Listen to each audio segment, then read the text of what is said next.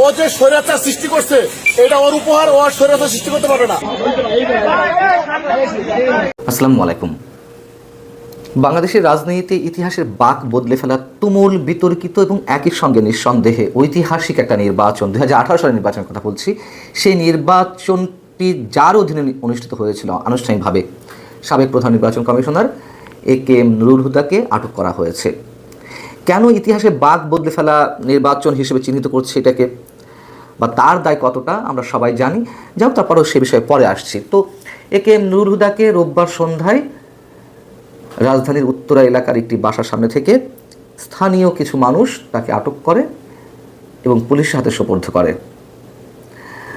তার মানে তিনি অনেকখানি নজরদারিতে ছিলেন প্রশাসন কিংবা সরকারের। তার কারণ রোববার সকালেই বিএনপির পক্ষ থেকে সাবেক 3 প্রধান নির্বাচন কমিশনার, 2014 নির্বাচনটি যার অধীনে অনুষ্ঠিত হয়েছিল কাজী রকিবউদ্দিন আহমেদ, একেএম নুরুল হুদা, এবং 2018 যে আরও একটি সুন্দর নির্বাচন অনুষ্ঠিত হলো যার অধীনে কাজী হাবিবুল আওয়াল, এই সাবেক 3 সিইসি সহ 24 জনের বিরুদ্ধে বিএনপি একটি মামলা করেছে। তারপর আমরা দেখলাম যে একেএম নুরুল হুদা আটক হলেন, কিন্তু তাকে আটকের পর আবার যে ভিডিও আমাদের সামনে এলো তাতে দেখা গেল তার গলায় জুতার মালা। কেন এগুলোও বা কি দরকার, প্রশ্নটা করেই রাখি। এখন যারা নির্বাচন কমিশনের দায়িত্বে আছেন তারাও খুব মেরুদণ্ড সম্পন্ন, ব্যক্তিত্ব সম্পন্ন মানুষ হিসেবে তাদের দায়িত্ব পালন করছেন, সে বিষয়ে পরে আসছি।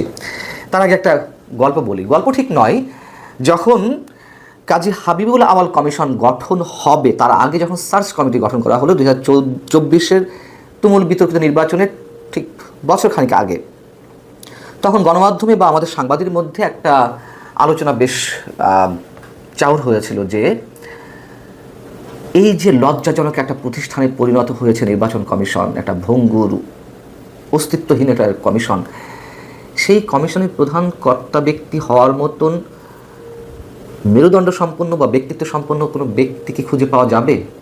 যোগ্য ব্যক্তি অবশ্যই আছে, কিন্তু কেউ এই পদটা নেওয়ার জন্য এগিয়ে আসবেন কিনা বা দায়িত্ব গ্রহণ করবেন কিনা, আমরা অনেকেই কনফিউজড ছিলাম যে কোনো ভালো আদর্শবান ব্যক্তি অন্তত এই কমিশনের প্রধান হিসেবে আসতে চাইবেন না।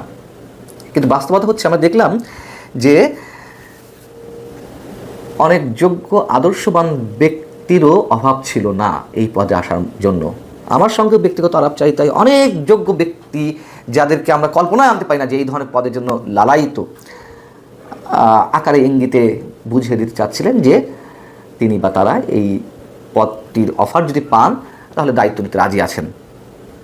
একটা পর্যায়ে কাজী হাবিবুল আওয়ালের মতন ডাক সাইটের একজন ভালো আমলা, প্রতিরক্ষা মন্ত্রণালয়ের সাবেক সচিব ছিলেন, তিনিই তো এলেন। এই কথাগুলো এই কারণে বলছি যে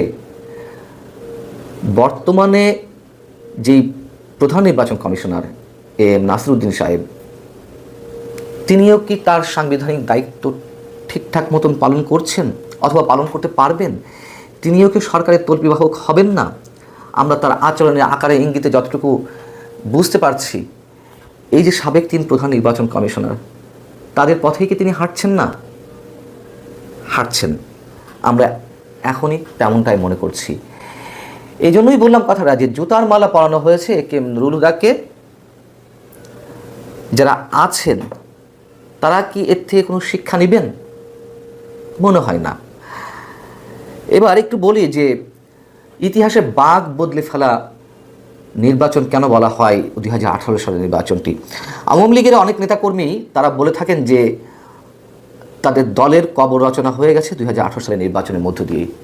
তার কারণ 2018 সালের নির্বাচনেও বিএনপি যেতে চাইছিল না, তত্ত্বাবধায়ক সরকার ছাড়া বা আওয়ামী লীগ সরকারের অধীনে নির্বাচনটি তারা বয়কট করতে চাচ্ছিল। যখন ডক্টর কামাল হোসেনের নেতৃত্ব ঐক্যমঞ্চ গঠিত হলো, যার মধ্যে মূলত ছিল বিএনপি, ডক্টর কামাল হোসেন বৈঠক করে এলেন শেখ হাসিনার সঙ্গে। শেখ হাসিনা প্রতিশ্রুতি দিলেন যে আমি বঙ্গবন্ধুর মেয়ে, আমার উপর আস্থা রাখতে পারেন। সেই কথাটি কোট আনকোট তুলে ধরেছিলেন সংবাদ সম্মেলনে ডক্টর কামাল হোসেন। কিন্তু শেখ হাসিনা বঙ্গবন্ধুর মেয়ে হিসেবে কতটা যোগ্যতার পরিচয় দিয়েছেন সেটা আমরা দেখেছি। দেখুন, অনেকে মনে করেন বা অনেকে বলেন যে 2018 সালের নির্বাচনটি যেভাবে হয়েছে, দিনের ভোট রাতে হয়েছে, আগের রাতেই হয়ে গেছে, তার একটা ভিডিও ফুটেজ নেই কেন? এত বড় একটি নির্বাচন সারা দেশব্যাপী অনুষ্ঠিত হয়েছে, তার আগে রাতেই যদি পুরো দেশের ব্যালট বাক্স ব্যালট পেপারে ভরে মানে একেবারে ভরে ফেলা হয়, একটা ভিডিও ফুটেজ নেই কেন? আমি এই কথাটাকে সমর্থন করি। কিন্তু বাস্তবতা হচ্ছে এই যে দিনের ভোট তো রাতে হয়েছিল, আমরা নিজেরা সাক্ষী। কীভাবে সিল মারা হচ্ছিল, কীভাবে চোখ বন্ধ করে ব্যালট বাক্স ভর্তি করা হচ্ছিল, নৌকার পক্ষে সিল মারা হচ্ছিল, এগুলো কেউ অস্বীকার করতে পারবেন না। হয়তো ফর্মালি কোনো আলোচনায় এসে কেউ অস্বীকার করতে পারেন, কিন্তু ব্যক্তিগত জায়গা থেকে বুকে হাত দিয়ে কেউ অস্বীকার করতে পারবেন না। এবং সেই নির্বাচনে কি দেখা গেল, বঙ্গবন্ধুর কন্যা কতটাই নিরপেক্ষ নির্বাচন করেছেন। বিএনপির মতো দল ওই সময় 5টি আসন পেল বা 5টি আসন দেওয়া হলো।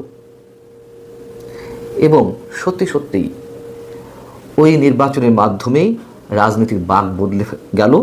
আওয়ামী লীগ তার নিজের কবর রচনা করলো এবং সারা বিশ্বে কীভাবে নিন্দিত হলো, দেশের মানুষের মাঝেও আওয়ামী লীগ যথেষ্ট ঘৃণিত হয়েছিল। দেখুন এখন যে অবস্থা, মুক্তিযুদ্ধের চেতনাকে অবিশ্বাস করা, মুক্তিযুদ্ধের ইতিহাস মুছে ফেলা বা বাংলাদেশকে পিছুয়ে নিয়ে যাওয়া, এসব নিয়ে আমার কোনো প্রশ্ন নেই, এগুলোর সঙ্গে আমিও একমত। কিন্তু আওয়ামী লীগের নিজের ভাগ্য নিজের হাতে ধ্বংস করা হয়েছে ওই নির্বাচনের মাধ্যমেই। এবং পরবর্তীতে 2024-এও অবশ্যই আওয়ামী লীগের কফিনের শেষ ব্রেকটি ঠুকে দেওয়া হলো। এই কথাগুলো এই কারণে মনে করিয়ে দিলাম যে সেই তুমুল জঘন্য ভয়াবহ নির্বাচনটি অনুষ্ঠিত হয়েছিল এই AK নুরুল হুদার অধীনে। তিনিও ড্রাগ সাইটে ভালো আমলা ছিলেন, কিন্তু তারা প্রত্যেকেই, এই যে 3 সাবেক প্রধান নির্বাচন কমিশনার, প্রত্যেকেই ইমানদার কেরানি হিসেবে আওয়ামী লীগের তল্পিবাহক হিসেবে কাজ করেছেন। আগামীতে যারা আসবেন বা এখন যারা আছেন, তারা কতটা সরকারের তল্পিবাহক হিসেবে কাজ করছে